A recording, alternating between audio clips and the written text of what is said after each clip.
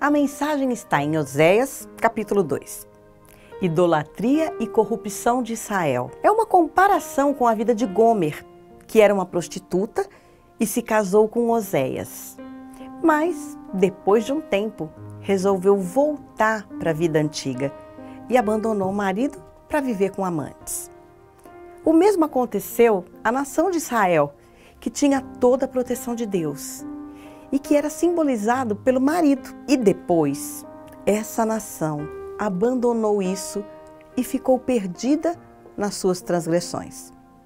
Como nós, que às vezes, em muitas situações, escolhemos o caminho contrário ao caminho de Deus, de reconhecermos que Ele é quem faz o melhor por nós e voltamos às nossas escolhas antigas. Deus sempre cumpre o que promete e faz o melhor.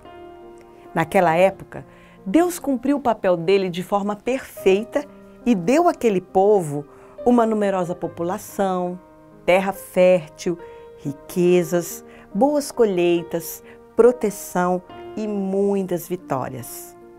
Mas Israel atribuía isso a tudo, a vários fatores, a si mesmos, outros deuses, e é como fazemos hoje em dia. Atribuímos muitas das coisas que Deus nos dá à nossa própria força, ao nosso jeito ou até a outros deuses.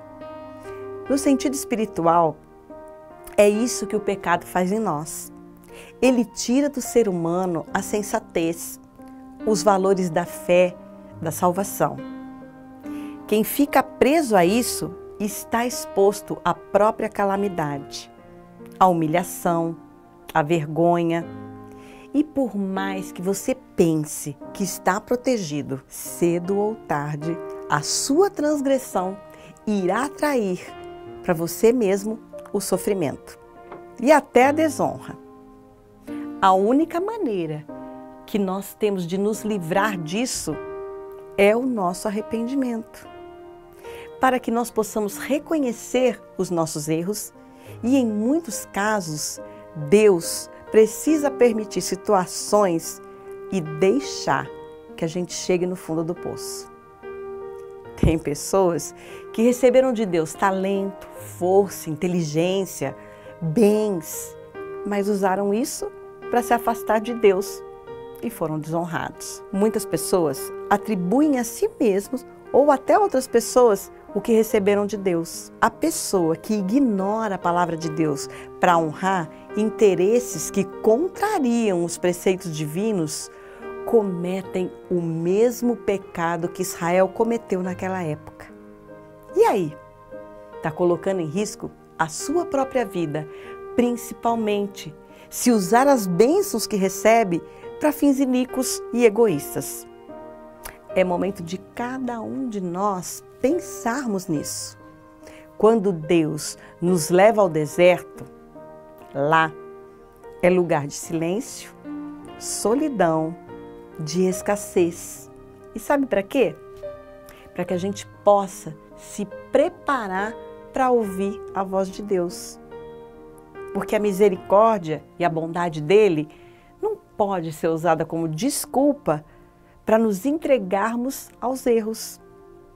E são nos desertos da nossa vida, quando estamos sozinhos de fato e de verdade, na situação de angústia, é que enxergamos os nossos próprios erros. Permitir que Deus nos tome pela mão e nos corrija e nos ensine a depender exclusivamente dele é a melhor escolha, porque Ele não desiste de nós.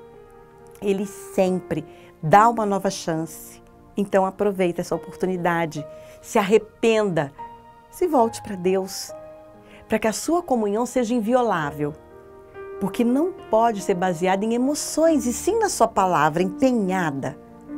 Faz agora um compromisso com Ele, exatamente como num casamento, na saúde e na doença, na alegria e na tristeza, na riqueza e na pobreza.